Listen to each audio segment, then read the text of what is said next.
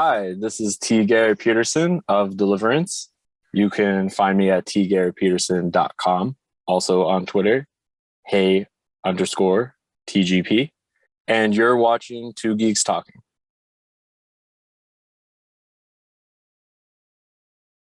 Good morning, afternoon, evening, everyone. Two Geeks Talking is an entertainment industry interview show where we interview the creative people from the comic, film, TV, movie, and video game industries. And of course, I'm your host, Kurt Sasso.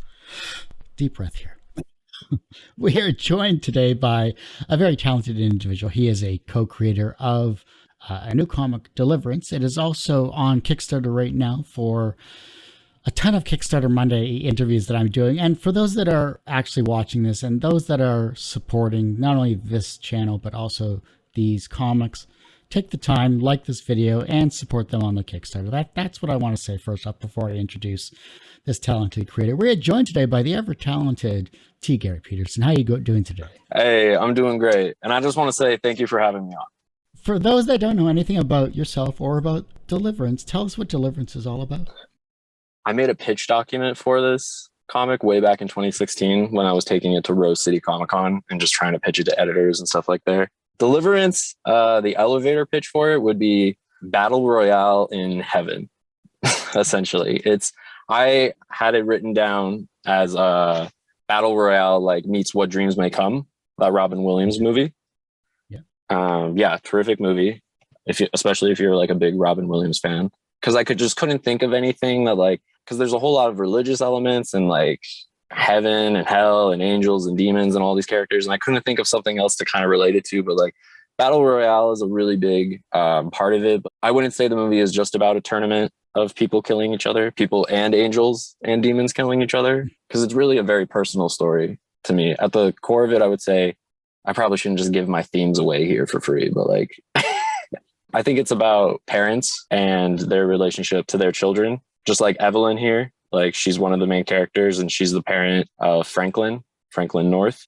They're two of our main characters. And how far would you go if you were in a death tournament with your kid? How far would you go to protect them? Would you kill other people to help your kid? Would you like just let your kid die and just try to save yourself? I like stories like this is an intense story emotionally, and I wanted to have like just as intense of a conflict to match that like emotional oomph that I want the story to have, that I think Diego really brings out of it.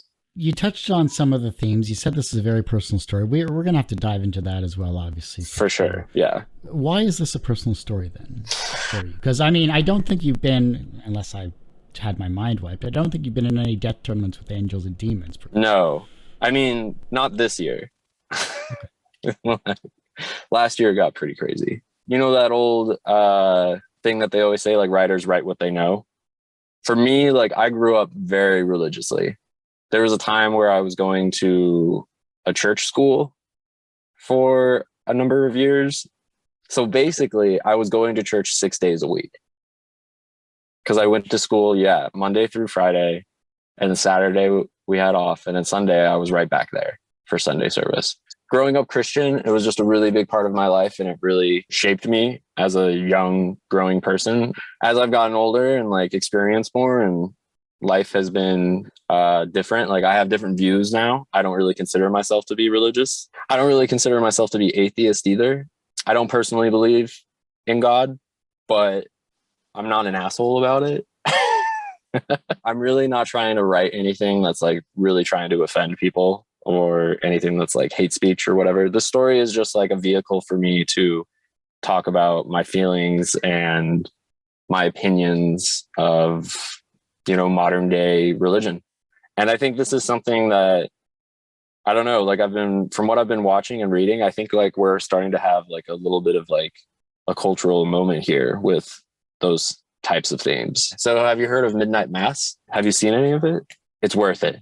It really, really, really is. Like, do you enjoy horror? Not really, no. Oh, okay. Maybe it's not for you then. See, it depends on, but it depends on the horror. If it's like gratuitous violence, right? Like we're talking 80s, 90s slasher fest type deal, not really my tea. That's not my thing either. More if it's more psychological type horror, then yeah, that's kind of like what Saw 2 was personally. Like that was more psychological horror. Like going in blind is perfect. It like the show starts off as one thing. It's only 7 episodes. Oh, okay. It found a way to talk about like modern day Christianity. It really puts a magnifying glass under it. It's so well written and so smart, but it's like not offensive. That's the thing that I'm so impressed by. Like, I don't see how you could, maybe, I guess if you were very, very a devout religious person, you would maybe be offended by it. It uses scripture and verses to like enhance the story and make it all that more, I don't know if authentic's the right word, but it just amazed me. I shouldn't be talking about it as much as I should be talking about my comic book right now. Yeah, but like, let's. if anyone hasn't seen it yet and they like horror, and then read my comic book, please. So there's a lot to unpack, not only psychologically, but mentally as well too. Right. Going into all of that, though, you have a Kickstarter campaign. You have this comic with a very talented artist and co-creator as well too. Let's talk about your team. Who is on your team that helped create this amazing comic? So there's 4 of us all working together. You mentioned Diego Toro. He's the co-creator and artist extraordinaire. I love his artwork. I love him. I'm so grateful that he wants to work with me. He makes me look so much better than I really am as a writer, because he just brings so much to the artwork every single time. And these characters, it was one thing writing the scripts and having the scripts more or less done before I even found Diego. Having him like actually draw the characters and actually bring them to life, it's incredible. It's one of the reasons why I love comic books so much, because it's just pure intention. And then we have a colorist. His name is Cote, Kote. He's an amazing colorist. He's doing a lot of the storytelling as well. And then our letterer is Christian Doklomansky. I apologize if I got your name wrong there. All of us are on Twitter. We met on DeviantArt way back in 2016. I'm so grateful, because that was like the one thing that I was so stressed out about, is finding someone to draw the story. Like, I had no idea how to go about finding an artist. I tried to meet artists at Comic-Cons, like Rose City Comic-Con here in Portland, Oregon. I remember trying to talk to editors and meet artists there, but the internet has changed everything and made everything a whole lot better and a lot easier. So, well, looking at your team then here, what is the most important quality, not only as a writer yourself, but also with your other collaborators in this comic? Trust. I really think that's it. It's trust and respect. My goal, I am trying to write into the artist's world. And that's why, like, even though I finished the majority of the scripts of Deliverance before I found Diego, once I did find him, I went back and I changed a couple things, because now I knew what the story was going to look like. I'm writing to serve the illustrations, to serve like the visual story. And Diego is doing the same thing. He's showing me like the same level of respect and trust by he's trying to like draw into, what I've written. But it's a working collaboration. It's a working. To be able to work off of each other to create what you're creating. Right. Absolutely. But it's amazing, dude. Like, I talk to some people. It's amazing how difficult that is to get across to some people. Like, I tell some people about it and they're like, "Oh, you're the writer? So like, you're the creator." And I'm like, "Well, no, I'm the co-creator." And they're like, "But you came up with the idea." No, like, I mean, yes, I did, but like, I would never have been able to draw it. I can't draw for shit. That's why I love comic books so much, and like being able to tell a story in the comic book medium is so exciting. It's invigorating. I mean, I love it. It's hard. It's really, really difficult. It's so rewarding. So rewarding. You touched on a couple of themes, what would a parent do with their child? Would they kill for them, or would they let them die, etc.? That's some pretty heavy stuff, especially for an introduction into the book itself, though. In looking at the creation of these characters, though, what were some of the ethics you had to struggle with in order to make these characters fully realized? The biggest, we'll say sin, we'll use the word sin, because that'll be the biggest sin that I didn't want to commit. Whenever somebody has something that you create, something that has religious themes, you don't want it to be preachy. I didn't want it to be preachy, and I didn't want it to be like interpreted as hate speech. I didn't want every character to be like depressed in a corner with their hood on, being like, oh, fuck you, God. You know what I mean? I want it to be like something similar in the vein of Preacher, where Garth Ennis and Steve Dillon, I mean, they're braver artists than I am, because at certain points in their story, they're like just completely making fun of religion and making fun of God, but they get away with it because they're smart about it. It's not just like weak punches. They're really like, they're critiquing like the mythology behind it all. And they're asking really serious questions. And I want to write somewhere within that avenue, I would say, ballpark. Yeah. So you're touching on your own themes, though. You're exploring your personal experience with religion, pretty hardcore into the religious themology itself. What was the hardest scene to write then in this book? Oh, that's a really, really good question. I know what it is too, and it hasn't happened yet. It's a little bit of a spoiler. It's in issue number 7. It's the issue that we're actually working on now. And there actually is, man, without any context, but like, so there's a rape scene that takes place. And it was the most difficult thing like I ever had to write. And I tried to change it. I felt like it was something that I needed to like, it was something that I wanted to address. Whoever says that like my comic, I've prepared myself for this. Whoever says that my comic is really fucked up and like too intense, like my book is no less intense or violent or fucked up than the actual Bible is. That's my defense. It's like babies are being eaten and killed left and right in the Old Testament. There's insane amount of violence. And I think it's really funny that like modern religion doesn't really want to acknowledge that. The whole reason that the scene takes place is because one of our main villain of the series, her name is Zyla. She's my Darth Vader. Is how I think. I love antagonists where every time they show up in a scene, shit goes down. Like it's Darth Vader, it's Javier Bardem's character in No Country for Old Men. Those kinds of villains where just every time they show up in a scene, you kind of like, you tense up because it's like, oh shit, somebody's about to get killed. So that's who she is. And she's an angel. She's a general of the mortal wars, which are wars that took place in heaven for, you'll read about it in the story, but they're wars that took place in heaven for years and years and years and years between angels and humans, angels and mortals. And she was a general of that war. So she hates human beings. She hates people. Hates. She looks at humans like they're ants, you know, like they're not even the same species as her.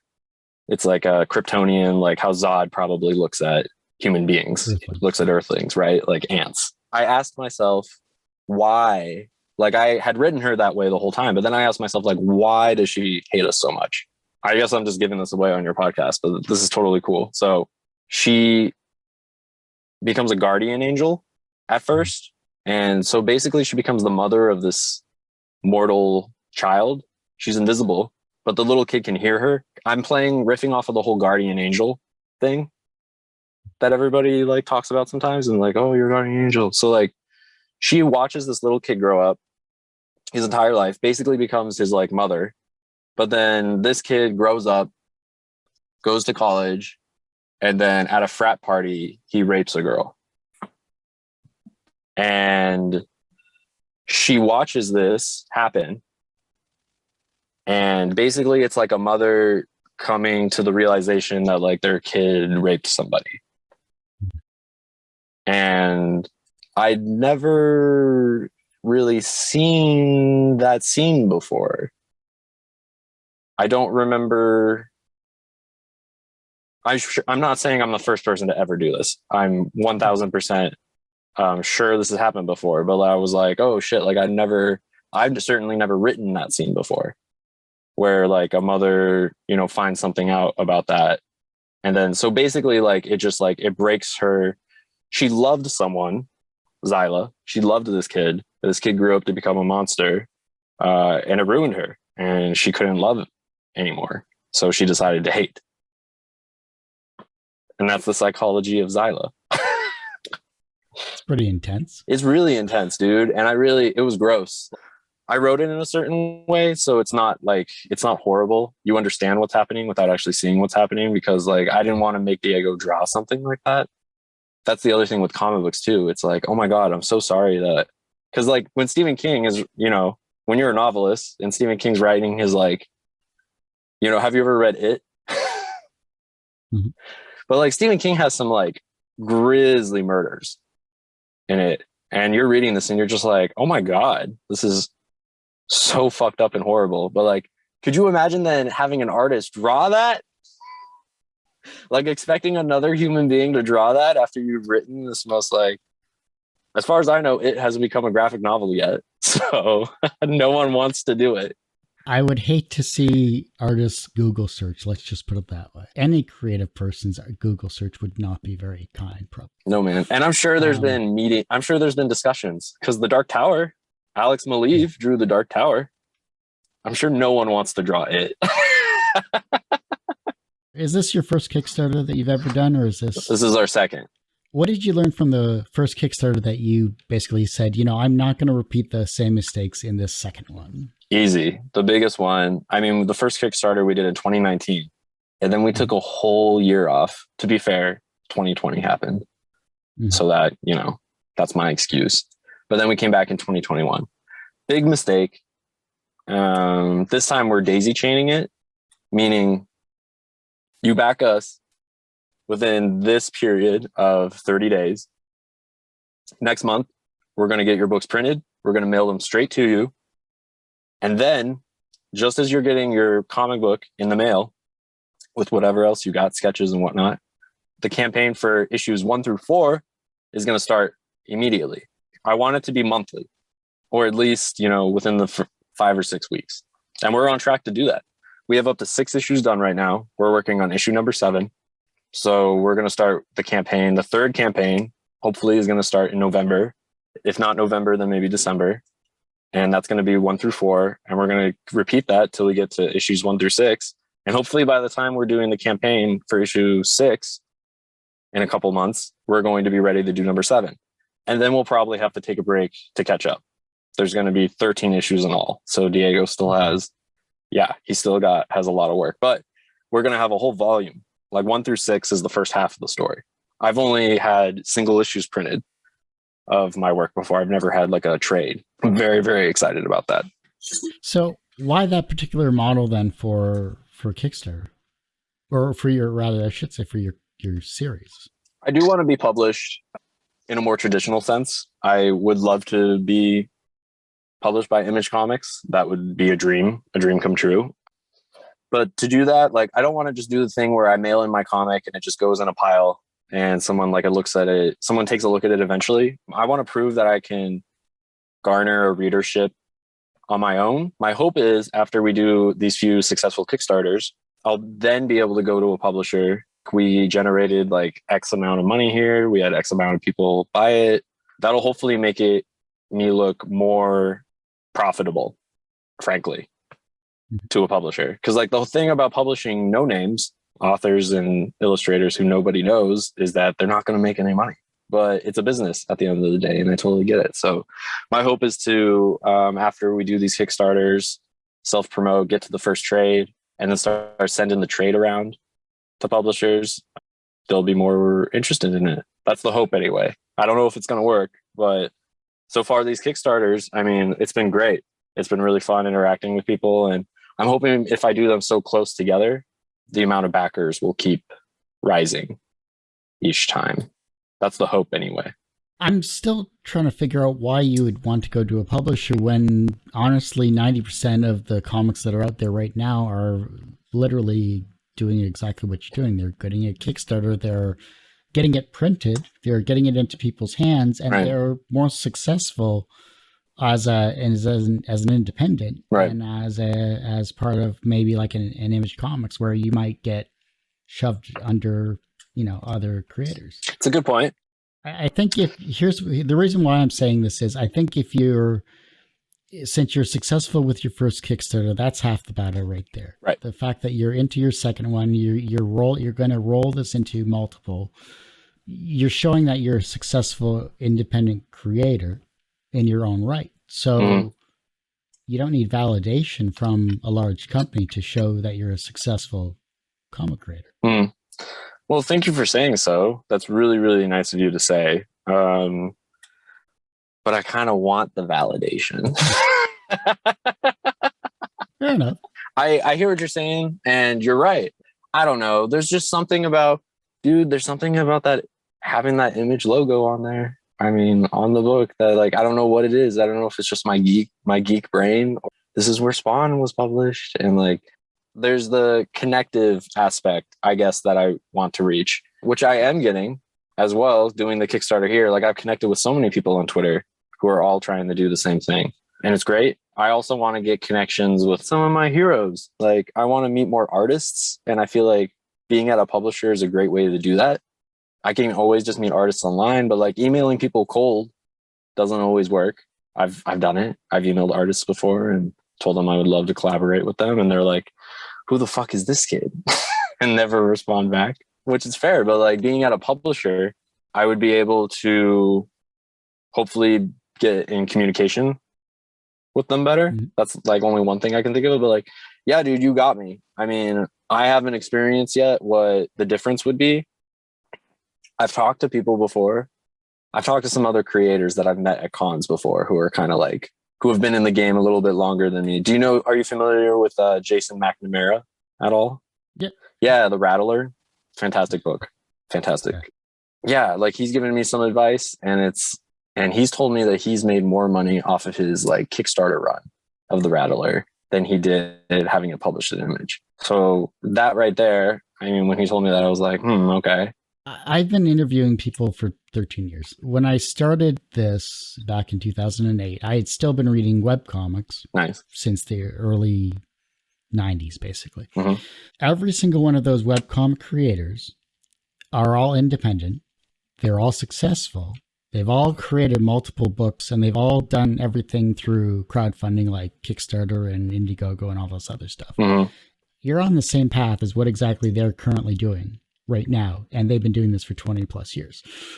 So you're already doing exactly what you need to promote the book, to get it published, to get it into people's hands, and to get name recognition. Plus, being on the show sort of helps. I don't know how much, but it will. You're doing something that a publisher would still make you do anyhow, which is you're going to have to promote your own stuff. You're going to have to promote your own brand. You're going to have to promote your own comic, because you're the only one that truly cares about everything that you're putting together.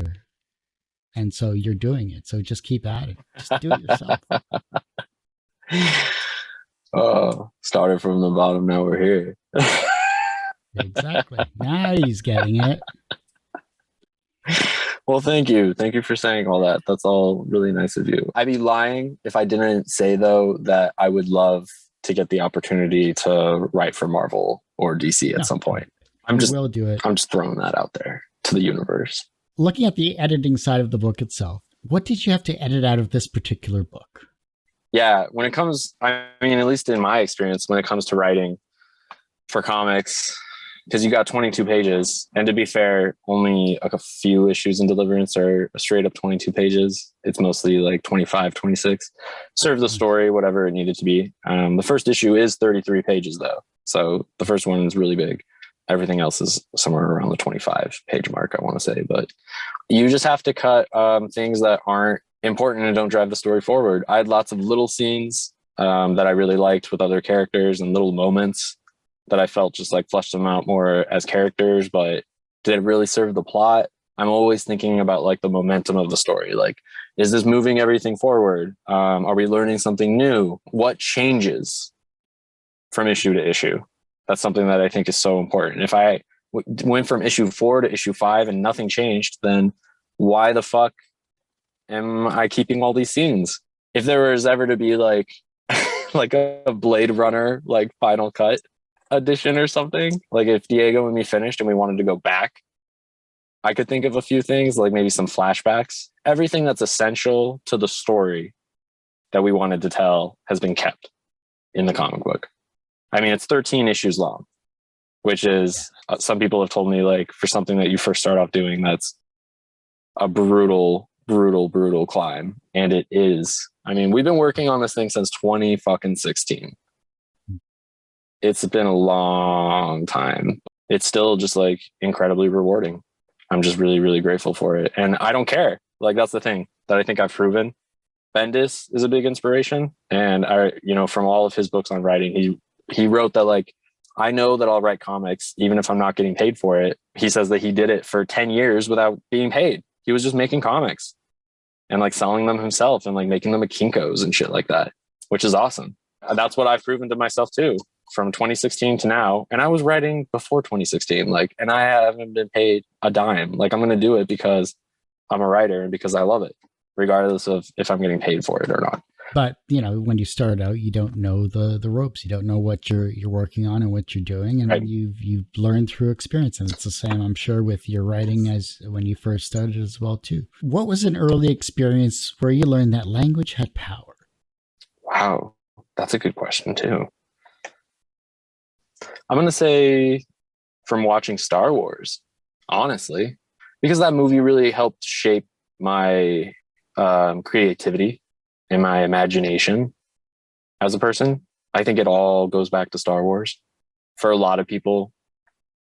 I was going to say a lot of people around my age, but people older than me. I mean, ever since 77, I think there's always going to be a little bit of Star Wars in everything that I've written, even if it's not super noticeable. Star Wars at its very core, I think, is all about family. It's also a father and son story.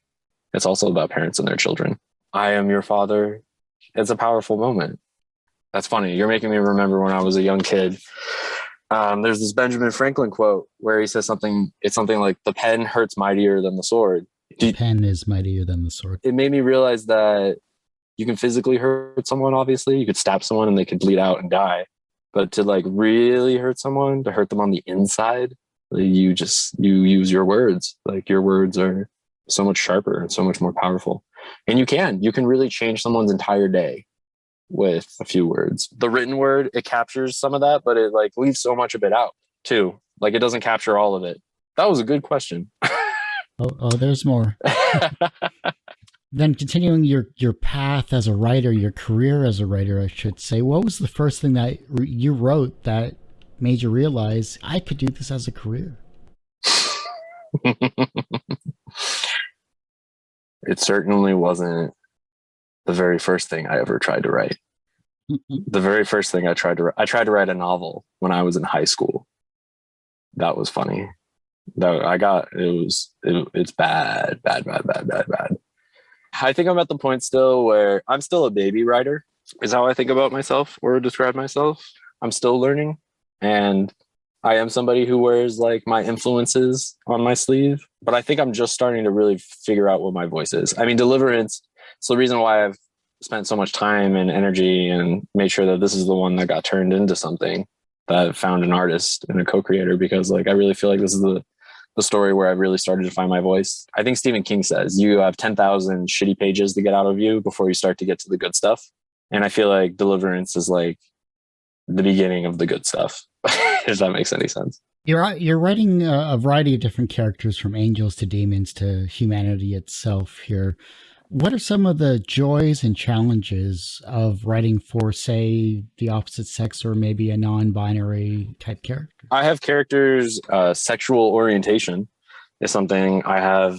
Two of the main characters are twins, brothers and sisters, and both of them are gay, and inspired by friends that I had in high school. Funny enough. I haven't thought about that in a long time. That's what I try to do sometimes. Like, if I'm trying to create new characters, I'll sometimes begin the basis of them off of people that I know. That's a trick that really helps. And then eventually they change and they evolve and but that's like always a good place to start. I love it. I love having people and different characters from all walks of life, because all of us are experiencing things differently. And specifically with writing gay characters, gay people aren't allowed into heaven. Like, that's something that's ripe with potential story material, and something that like real people have to acknowledge and deal with. Like, just because of like who they love, they're not allowed into Nirvana.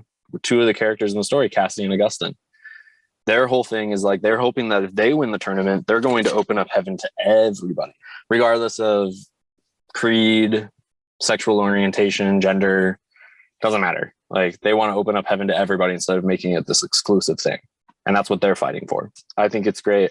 Why wouldn't you? I mean, one, why wouldn't you want to write as different people and like put yourself in different shoes and different experiences and things? But like, we're constantly all dancing around each other.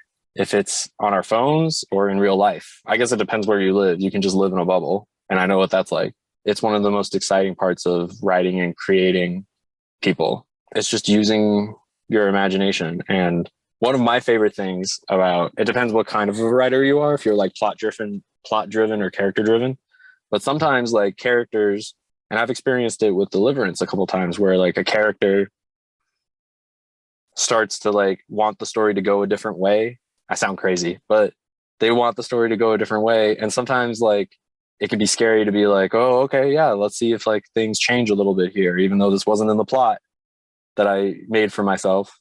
But that's like some of the most exciting times when I write for me, when it's like, oh, like I'm discovering something new about this imaginary person that's been living inside my head for years.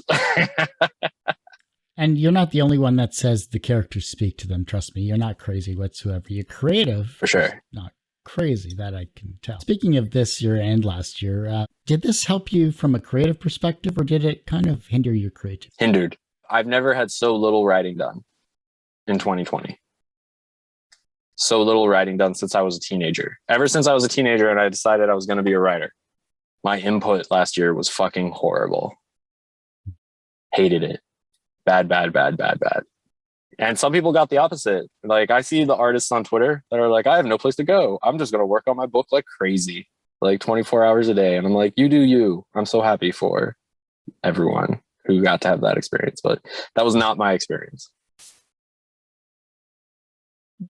I was curious about that. Everyone's creatively, either they're drained by this current situation, or they find that spark that they needed to become creative again. Looking at the fact that you have 13 issues to get created in total here, is it going to be an omnibus eventually? Is that going to be your end goal? The dream is to have, do you read any of Rick Remender's books at all? He does these amazing, his series, Black Science and Deadly Class. He does these amazing Tokyo Ghosts. They're usually all like 10 or 12 issues. Deadly Class is up to like 45 issues. So there's a couple hardcovers. He does these beautiful, and Low. Low is an amazing science fiction epic. I'm actually wearing a t-shirt of it right now. That comes in an amazing hardcover for like $50. That's what I want. I obviously want the like 13 issues hardcover. I want the beautiful like image edition, like that's the dream. Like when all is said and done, like that's what Diego and me are gonna have, the whole team, and we're just gonna like probably, I'll sleep with it under my pillow or something. I'll just be so freaking jazzed, dude, to have a hardcover. Yeah, it's gonna be collected. I mean, I don't care how long it's gonna take, because that's gonna be expensive, but it'll happen eventually.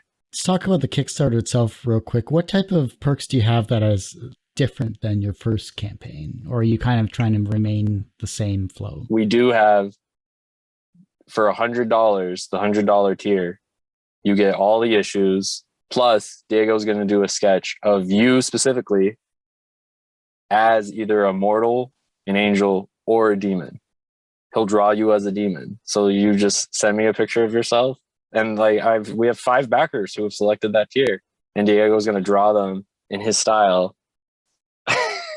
I'm excited for the people who are going to choose demon, because I think he's going to make them look. He draws amazing demons, but like, he's going to make those people look really fucking cool. That's the special thing. Like, you help us, you support us. You go to Kickstarter to help us. We meet it. I appreciate it, and it means so much to us. Like, we want to do this cool thing where you get a drawing, that's what we did for the first Kickstarter. Every single backer got a drawing, got a sketch. Nice. It took them a long time to draw them all. Like, I'm sure. he was like, this is a lot of work. Like, a lot of people like our book. I'm like, yeah, isn't it great? You can say that as a writer, Right? I as know. the I'm just like artist. kicking Yeah. back. You got to keep drawing, man. There's another 20 to go. No pressure, you know. Hey, you want to give everyone 2 sketches? Let's give them all 2 sketches now. What the fuck? How to lose your artist in one easy sentence. Oh, and guess what? More crowd scenes. I've decided we need more crowd scenes. If you don't get everything done on time, you'll understand why, right? Oh, yeah, it's okay. There's no time frame. Before I get into my last couple of questions here, is there anything that I haven't touched on that you'd like to showcase those that are watching and listening to this interview? No, not that I can think of. No. I think this has been great.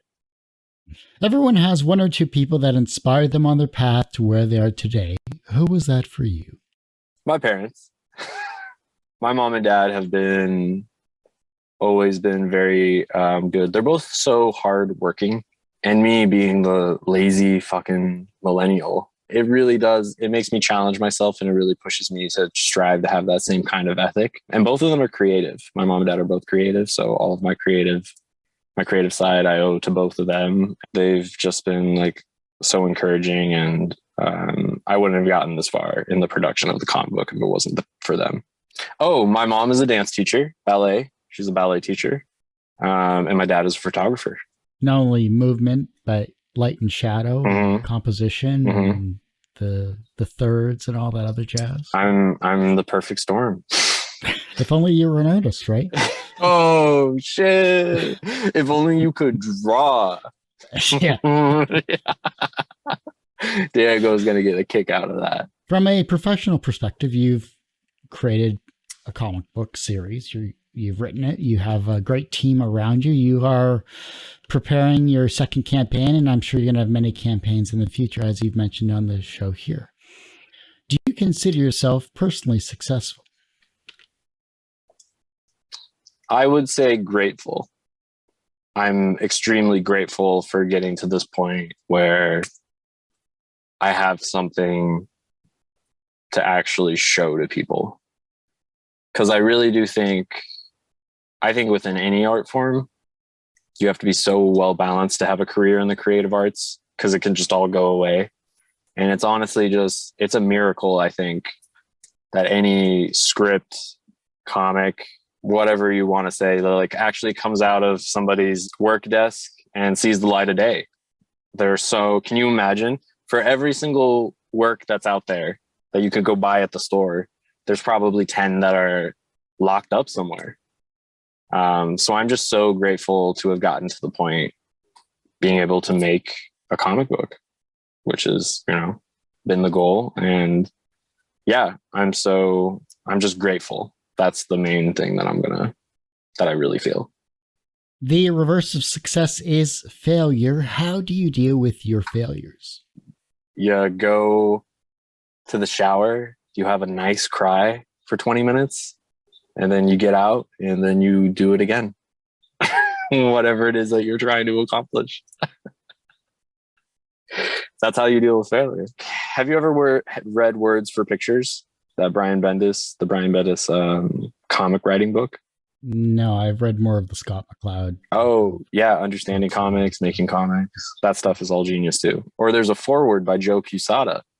And he says that like the people who really make it are the ones who just keep going, and they don't let the like failures and the rejection, they don't take it personally.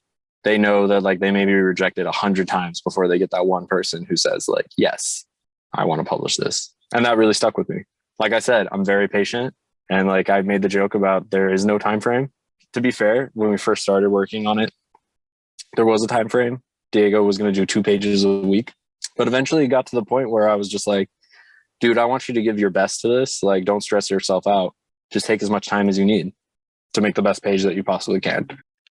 The younger generation is looking at your work and they're becoming inspired to be creative in their own way, whether it's as an artist or a writer or whatever they want to do creatively. How can they inspire the generation that follows them?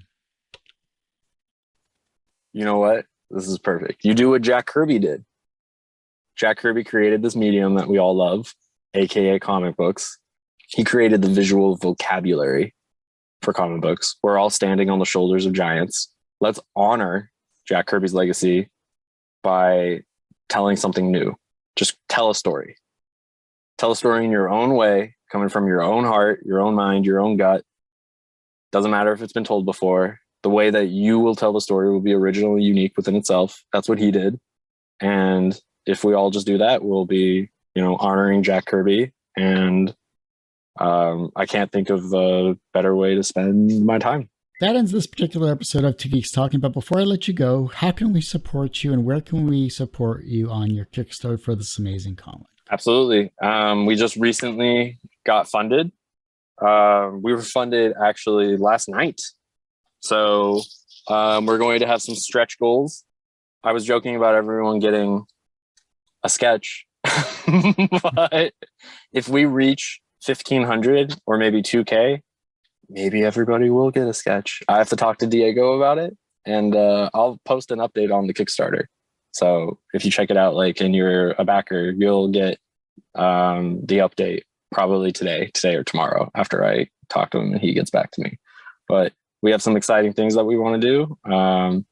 You can find Deliverance issues 1 through 3 on Kickstarter. You can also see a lot of supplementary material, sketches and things like that I'm posting on my Twitter all the time to market it. So you can find me at hey_TGP.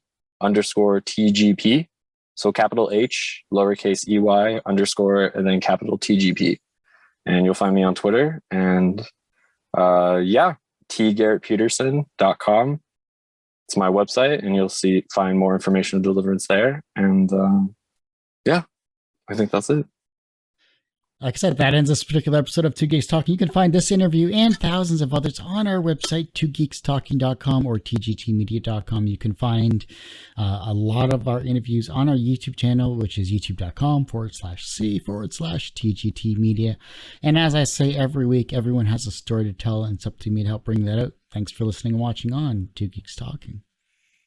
Hey, all, Kurt Sasso here from Two Geeks Talking. If you like this video and these quick clips here, make sure you take a look at our YouTube channel, youtube.com/tgtmedia. Make sure you hit the likes button and subscribe as well. Hit the bell to make sure you get notifications, of course, from videos like this here. Thank you, everyone, for listening and watching over the years, and keep listening and watching for new and exciting interviews with talented and creative people in the entertainment industry. I'm your host, Kurt Sasso. Thank you so much.